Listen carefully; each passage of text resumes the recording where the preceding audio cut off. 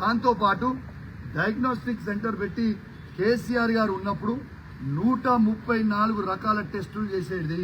ఇవాళ కనీసం ఆ టెస్టులు ఏదైనా కానివ్వండి, కిడ్నీ టెస్ట్ కానివ్వండి, లివర్ ఫంక్షనింగ్ టెస్ట్ కానివ్వండి, ఇట్లాంటి రకరకాల టెస్టులు 134 టెస్టులు చేసేది. ఇవాళ కనీసము ఒక్క టెస్ట్ కూడా చేసే గతి లేకుండా పోయింది. ఇంతకుముందు నేను ఒక పేషెంట్ నుంచి ఫోన్ చేసి పోయినా, 17 తారీఖున టెస్ట్ చేయించుకున్నా, మరి మా పరిస్థితి ఏంది, నేను వచ్చిన రిపోర్ట్స్ అంటే వచ్చినాయి సార్, కానీ 48 గంటల తర్వాత వచ్చినాయని చెప్పింది. 24 గంటలు పంపించి పొద్దున మెసేజ్ పంపించాల్సిన టెస్ట్లకు కూడా వీళ్ళు ఇవ్వకపోతే ఇవాళ ఇదే పేషెంట్ అనేటైనా ఎప్పుడు వస్తాడు?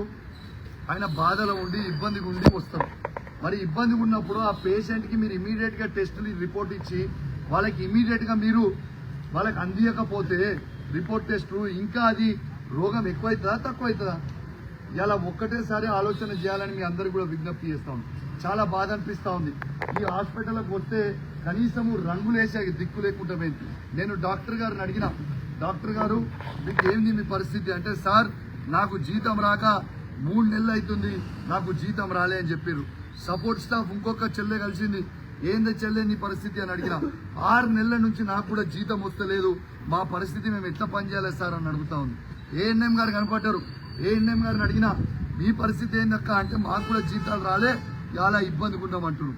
ఈడ నీళ్ల పరిస్థితి ఏంది అని అడిగినా, ఇలా ముందర ఏఎన్ఎం సెంటర్ నుంచి పోయి నీళ్లు బకెట్లో తీసుకొని వచ్చి చేతులు కడుక్కోవడానికి నీళ్లు ఈ హాస్పిటల్లో పెట్టుకుంటా ఉన్నారు. ఇలా కేసీఆర్ గారు కనెక్షన్ ఇచ్చిన నల్ల, మిషన్ భగీరథగా ఇచ్చిన నల్ల, ఇలా కేసీఆర్ గారి నాయకత్వంలో ఆనాడు శాసనసభ్యునిగా ఉన్న గోపీనాథ్ గారు ఎంబడబడి ఈడ కనెక్షన్ ఇప్పించి అద్భుతంగా హాస్పిటల్ నడవాలని ఆనాడు మెడిసిన్స్ నీళ్లు అన్ని ఇప్పిస్తే కనీసము మెయింటైన్ చేయని చేత గాని దద్దమ్మ ఈ రేవంత్ రెడ్డి గారు, ఈ కాంగ్రెస్ ప్రభుత్వం. ఇలా నేను ఒక్కటే చెప్తా ఉన్నా, నేను రాజకీయం చేస్తాను, కానీ నేను చెప్పేది ఏంటంటే చాలా బాధ అనిపిస్తూ ఉంది. ఇలా పేద ప్రజల కోసం ఈ హాస్పిటల్లో పెడతా ఉంటే, ఇలా డాక్టర్లకే మీరు జీతాలు ఇవ్వకపోతే, ఇలా మీరు ఫోజులు కొట్టేదేంటి?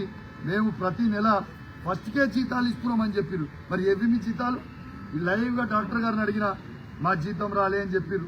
లైవ్గా సపోర్ట్ స్టాఫ్ని అడిగినా మా జీతాలు రాలే అని చెప్పారు. ఏవి మరి మీ ఇలా support staff, nurse, staff nurse అందరికి ఇంకా దారుణం ఏంటంటే, ఇలా కేవలం మేము వస్తున్నామని ఇలా తెలుసుకొని ఇలా పాపం ఆమె ఎల్లారెడ్డి కూడా ఉంటే ఆ నుంచి ఇలా ఒక్కటే రోజు కోసం డెప్యుటేషన్ చేసారు. ఇలా కొంచెం మీ బిగ్ టీవీ కూడా ఇది చూపిస్తే బాగుంటుంది అనుకుంటున్నాం. ఎందుకంటే రేవంత్ రెడ్డి గారు కూడా మీ బిగ్ టీవీ చూస్తారు కదా, చూస్తే కనీసం ప్రజలకన్నా లాభం అవుతుంది. కాబట్టి కొంచెం బాగా లైవ్ పెట్టి చూపించాలని బిగ్ టీవీ వారు కూడా విజ్ఞప్తి చేస్తున్నారు. ఎందుకంటే మా టీ న్యూస్ నిజాలు చెప్తుంటే గజగజ ఊపుతారు, కాబట్టి నిజాం మీరు కూడా చూపిస్తారేమో, రేవంత్ రెడ్డి గారి కోసం చూపిస్తే తెలుస్తుంది, ప్రజలకు లాభం అవుతుంది అనుకుంటున్నాం. నేను జూబ్లీ ప్రజలకు కూడా విజ్ఞప్తి చేస్తా ఉన్నాను, మీ యూసుఫ్గూడ డివిజన్లో ఇదే బస్తీ దవాఖానా ఎంత అద్భుతంగా ఉండే కేసీఆర్ గారు ఉన్నప్పుడు అనేది ఒక్కసారి ఆలోచన చేయండి. ఆనాడు గోపీనాథ్ గారు ఉన్నప్పుడు, కేసీఆర్ గారి నాయకత్వంలో గోపీనాథ్ గారు ఉన్నప్పుడు ఎంత అద్భుతంగా ఈ హాస్పిటల్ని పట్టించుకుండో, ఆనాడు ఏ విధంగా కేసీఆర్ గారు నాయకత్వంలో గోపీనాథ్ గారు ఈ హాస్పిటల్లో డాక్టర్లతో ఎంత అద్భుతంగా రివ్యూ మీటింగ్ పెట్టేది, ఎంత అద్భుతంగా రివ్యూ చేసేది, మెడిసిన్స్ ఉన్నాయా లేదా రివ్యూ చేసేది, ఈ స్టాఫ్ నర్స్ ఉన్నారా లేదా రివ్యూ చేసేది, డాక్టర్ రెగ్యులర్గా వస్తున్నా లేదా అని చూసి రివ్యూ చేసేది.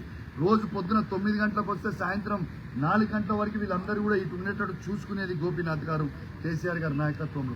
ఇవాళ గోపీనాథ్ గారు జరిగిపోయిన తర్వాత, ఇలా గవర్నమెంట్ పోయిన తర్వాత కనీసము ఈ దవాఖానాలని పట్టించుకునే నాదుడే లేకుండా పోయిండు. ఇలా కనీసం నీళ్లు కూడా వస్తలేవు. ఒక్కసారి మీ అందరు కూడా ఇది ఆలోచన చెయ్యాలని మీ అందరు కూడా విజ్ఞప్తి చేస్తా ఉన్నాను.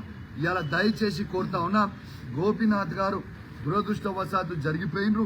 ఇలా గోపీనాథ్ గారు ఉన్నప్పుడు ఏ విధంగా అయితే ఇది ఈ హాస్పిటల్ నడిచేదో, రేపు గోపీనాథ్ గారి కుటుంబం కష్టకాలంలో ఉంది. మీ అందరికీ సేవ చేసిన గోపన్న ఆ కష్టకాలంలో ఉంది. గోపన్న గారి సతీమణి గారు బై ఎలక్షన్స్లో నిలబడ జరుగుతూ ఉంది. ఇలా ఒక్కటే కోరుతా ఉన్నాను జూబ్లీహిల్స్ ప్రజల్ని కూడా, మీకు రామరాజ్యం కావాలన్నా, రౌడీ రాజ్యం కావాలన్నా ఒకసారి మీరే ఆలోచన చేసుకోండి అని మీ అందరికి కూడా విజ్ఞప్తి చేస్తా ఉన్నాను.